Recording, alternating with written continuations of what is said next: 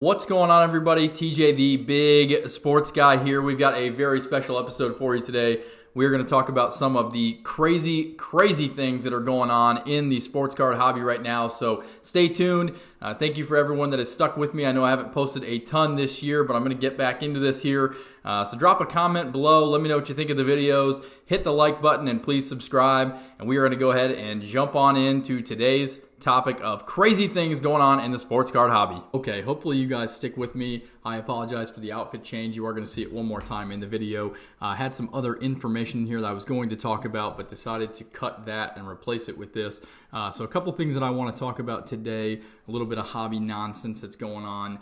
I talked before about the 2020 rise of sports card prices and people coming into the hobby. And obviously, anytime that you have an industry or a hobby that is making a lot of money, not only are you going to bring good people into that with the right intentions who just want to make a profit while the getting is good, or maybe it gets them interested in the hobby again, so it brings back true collectors.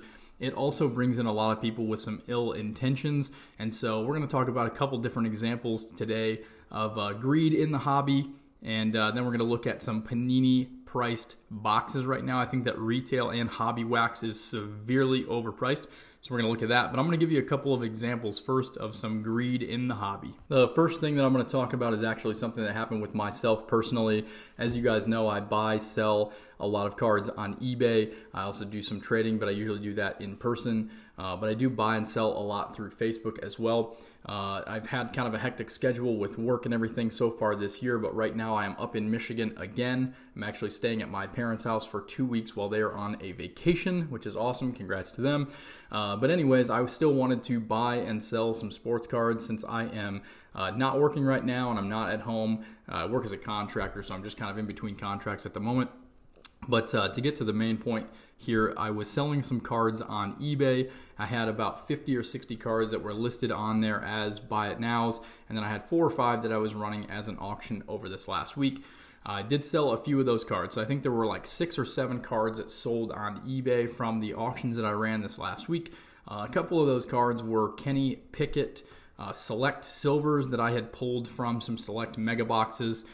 So if you're interested in those, go check out eBay to see what they sold for. But anyways, I went through the listings. Some of these did sell on Friday, so I went ahead and got those packaged up, put them in the mailbox here, put the flag up on the mailbox. There were 3 packages in there on, I believe this was Friday. It might have been Friday's mail day, or it could have even been Saturday morning. Anyways, the post office came by, they picked those packages up, and off they went. I checked the status of those about a day later to see that they were, progressing through just fine, and they were. Those packages ended up being delivered. Now, there was one more card that got paid for on Saturday night or Sunday morning, so I got that into a bubble mailer, put it in the mailbox again, put the flag up just like I did the day before. This was on Sunday, though, so there was no mail service. Monday rolls around, flag is still up on the mailbox. USPS comes around about 1 o'clock in the afternoon here. They go to pick up the package, and I get a note on our mail from the mail person saying that the flag was up on the mailbox, but there was no outgoing mail.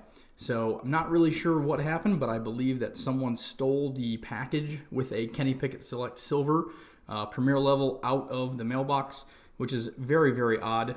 This is a little bit more of a secluded area here, not a lot of traffic coming around. So very, very weird. We did check. There's a Ring camera on the front of the house as well. Unfortunately, it did not pick up anything. There was a motion light across the street at 2:44 a.m. from between Sunday and Monday, but we did not catch the person that actually did this. But anyways, the package went into the mailbox, flag up on Sunday, and then when the Monday mail person came around to pick it up, the package was gone. So unfortunately, had to reach out to the buyer on eBay, sent them a message to let them know what happened, and then I did refund the full amount of the purchase. But a very unfortunate incident. It doesn't really have to do with the people in the sports card hobby, because I highly doubt that somebody knew that I put sports cards in the mailbox. But just one of those things that's been happening lately. Seems like there's a lot of scams and things like that out there. So just wanted to bring that up, and that is the first thing that we're going to talk about today. All right, so this second thing is very similar to the one that I just described because it does have to do with buying and selling cards through eBay. This was actually a post that I saw on Facebook, so I am going to throw up some screenshots on the screen so you guys can kind of see what transpired here. This really, really irritates me.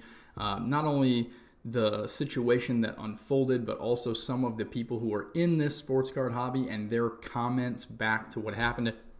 So again, we're going to go ahead and take a look at this. Basically what happened, there was a person in a Facebook card group who typically sells on eBay. They sold some cards. They ended up switching, I believe it was 2 of the packages. They mailed a 1-of-1 Dallas Goedert card to a person who was not supposed to receive that card. So they mailed 2 cards, I believe, to opposite people.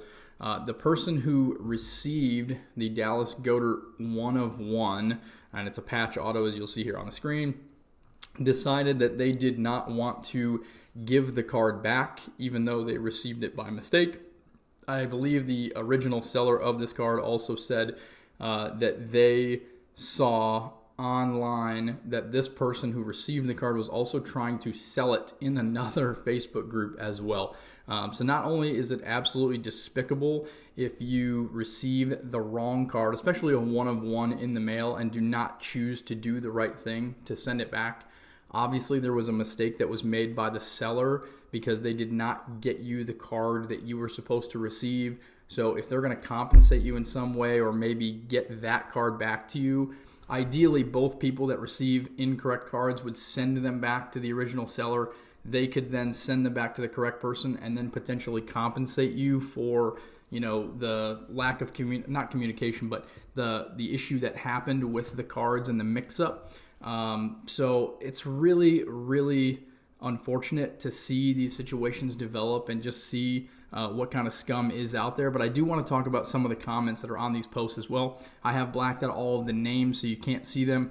Maybe you saw this online, maybe you didn't. I don't want to call anyone out specifically, but some of these comments are just absolutely ridiculous. Okay, so we've got one person that comments on the post and says, "This is theft. File charges on your end. Seems like a lesson needs to be taught." And then someone comments back to that and says, "Not really," with a laughing emoji.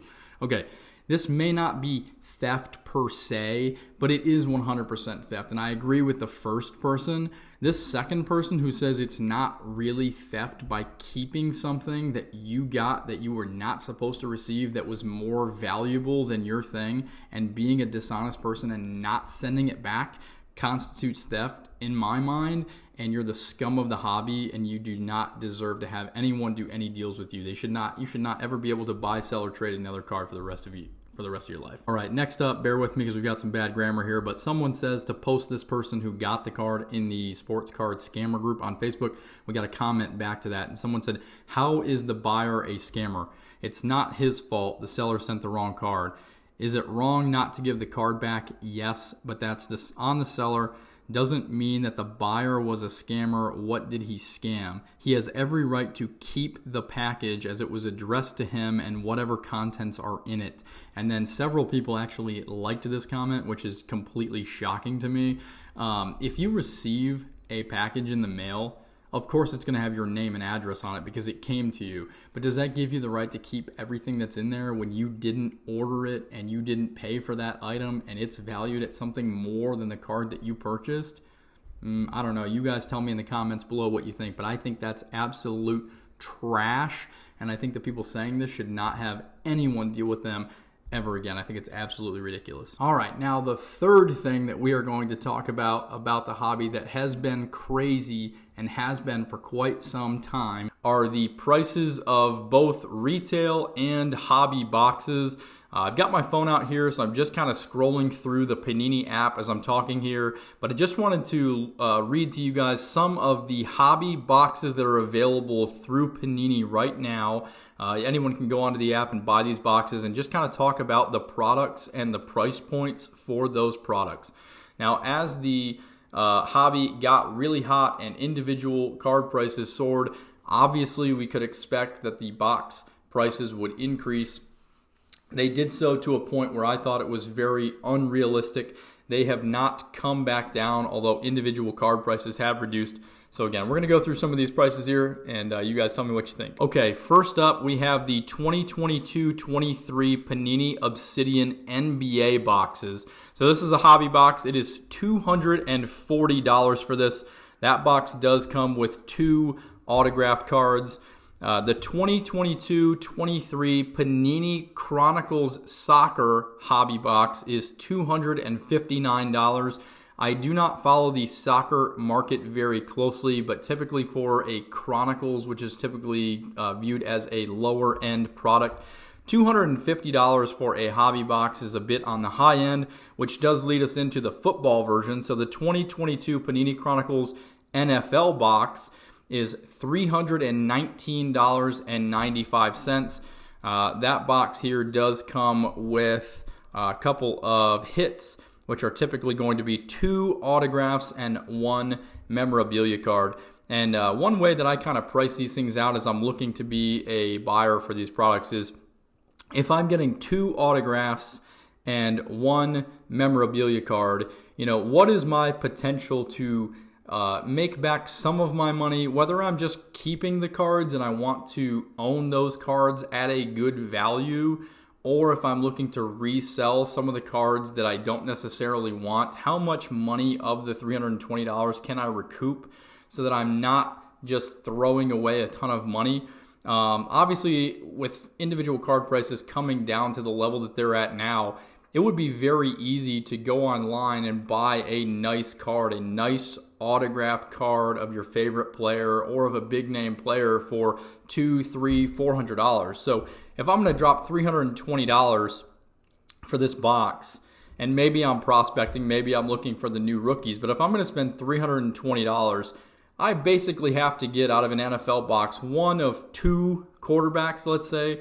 I would need to get some kind of Kenny Pickett auto, which Kenny Pickett autos go anywhere from $150 to maybe $300, right? So he's going to be the top quarterback prospect, the rookie that I'd be able to pull, and I would need a numbered autograph of him just to come close to getting my money back for the cost of this box.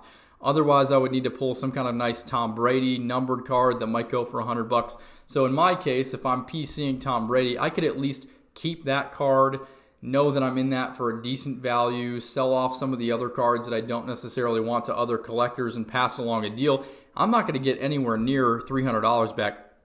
The next one up here, 22-23 Panini Immaculate Soccer, $1,149 for that box. I know Immaculate's obviously a higher end product, but when you guys are pricing out these boxes and you're looking for something that's a decent value to buy, the problem with these boxes is that you have to hit literally one of the best 5 to 10 cards in this product just to get close to making your money back at this point. If you get just a run-of-the-mill autograph of an average player out of an $1,100 box, you might make back $200. You've just thrown away $900. So for $1,100, instead of buying this box and hoping to get some kind of a good card where maybe you'll make back some of your money, you could just go onto eBay or Facebook or something and find 5 other cards for $200 to $250 a piece and buy those for your collection. So if you're actually wanting to rip cards either for personal collection or for resale, the prices just don't really jive for that right now. We're not really in a good spot to be able to do so. Moving on to this next one here, 21-22 Panini Mosaic NBA. This one I don't hate. Comes with 1 autograph in the box. This is the Fast Break Mosaic, by the way. It's on sale right now for $179. Fast Break typically comes with a lot of the discos and a lot of the colored parallels that are numbered, plus you get an autograph. For $179, I don't hate this. And guys, keep in mind, I'm not trying to give you any advice on what you should do with your money. If you've got $1,200 laying around that you don't care about and you want to buy a high-end box, by all means, go right ahead. Okay, one more box that I really don't hate the pricing on is actually the 2022 Panini Prism Draft Picks Collegiate Baseball. There's a couple of drawbacks with this one. Obviously, with it being baseball and being a Panini product, it is not licensed, which you hear a lot of people say. They don't really want that product because it doesn't have the official license. The other problem is that it's collegiate uniform. However, when you're looking at baseball, a lot of times people are prospecting. So they're opening Bowman Draft, Bowman Chrome, to try to get guys who are in maybe the minor leagues who have a chance of getting called up. The other thing that I will say about this, though, so this box costs $100, comes with 5 autographs, plus you can get the tiger stripes and other short printed parallels.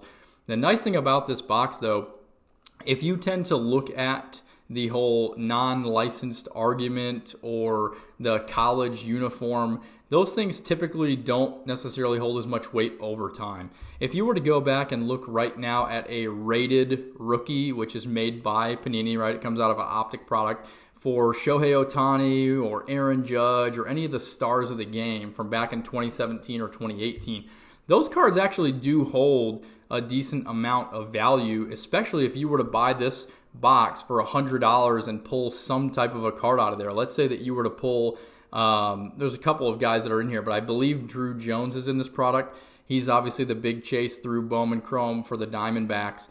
A lot of people are chasing this. If you pulled an autograph of his out of this box for $100 and held on to this for a few years, and he ends up making it to the majors, and he's a good, has a good first couple of years of his career, you're definitely not going to be complaining because you got that card plus the rest of the cards in this box for $100. So I definitely think this is a decent value. Again, depends kind of what your goal is and what type of cards you're looking to collect. But if you're looking for something that's pretty affordable that could potentially pay off in the long run if you're planning on holding for 5, 10, 15 years, I don't think that's a bad way to go either. I just wanted to look at a couple more here. So Panini One NFL did just sell out, $399, so $400 for one card. This one I'm a little bit torn on. I don't think it's a great deal for one card, but I will say this. Compared to last year's product that was like $700, I believe it was, per box, this is obviously much better, almost half of the price. This class obviously is not as strong. You can get some really cool inserts out of here, and Panini One, being a higher-end product, is going to have some of the better RPAs and things like that you can get of the rookie stars as well. But again, $399 is a lot to pay, and when you go onto eBay and you look at, if I want to spend $400, what's the best Panini One card I can get? You can get some pretty darn good ones. I was actually just looking today on a guy had a post on Facebook of a Bailey Zappi Panini One RPA out of 10, and he was only asking $150 shipped for that. So I could buy 2 of those and have $100 left over. Now again, Zappi's one of those guys where he is a quarterback, so he's going to command a little bit more value, but with the whole Mac Jones situation, he may not be the starter. So it's a little bit tough to put an exact value on that. But when I'm looking at things to buy, I would much rather take a chance for $125 or $150 on a Bailey Zappi RPA out of 10 that's a guarantee that I can have in hand, instead of spending $400 on a box that comes with one card where I've got to get one of the absolute best hits out of that product just to make my money back. So those are a few of the things that have really been driving me crazy about the sports card market for today. Please, again, drop a comment below, like the video. I really appreciate you guys for subscribing to the channel and everything. I will catch you at the National. Hopefully that might be one of my next videos here coming up, or I might have a couple more in between. But thanks for checking it out, and I will catch you next time.